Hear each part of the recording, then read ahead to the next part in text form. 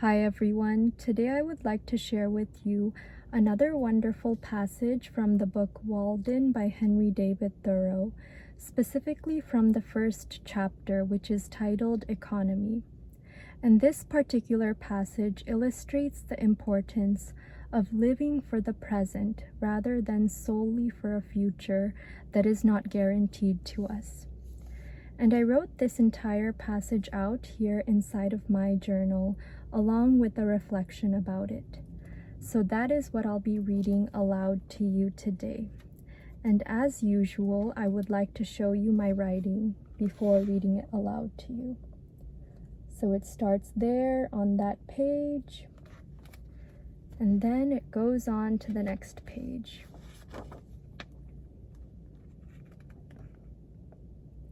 And I will read that aloud to you now. Here it goes. Saturday, June 7th, 2025.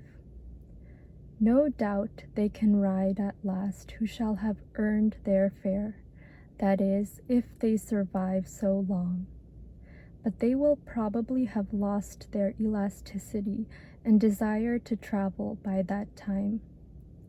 This spending of the best part of one's life earning money in order to enjoy a questionable liberty during the least valuable part of it reminds me of the Englishman who went to India to make a fortune first, in order that he might return to England and live the life of a poet. He should have gone up garret at once. And that entire quote is by David Thoreau from the Economy chapter of Walden. To postpone joy is to risk never fully arriving at it.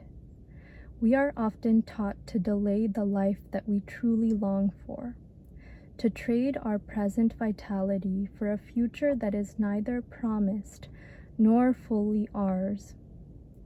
We toil and save, imagining that someday, once the debts are paid and the calendar is clear, we will begin to live as we truly are. But time is not a static vault in which we can store ourselves untouched. By the time we reach that long-awaited freedom, we may find that the energy, wonder, or courage we once had has been worn away by the very waiting. Dreams delayed too long tend to fade into shadows of themselves. And yet, there is also wisdom in planning ahead, in shaping a foundation that can support not only ourselves but those we love. There are seasons for sowing, sacrifice, and responsibility, and to ignore that truth would be its own kind of blindness. The challenge is to carry our truest selves even into those practical seasons, to find small garrets of poetry in the midst of labor, to live in such a way that the journey itself is not just the means to an end, but an end in and of itself.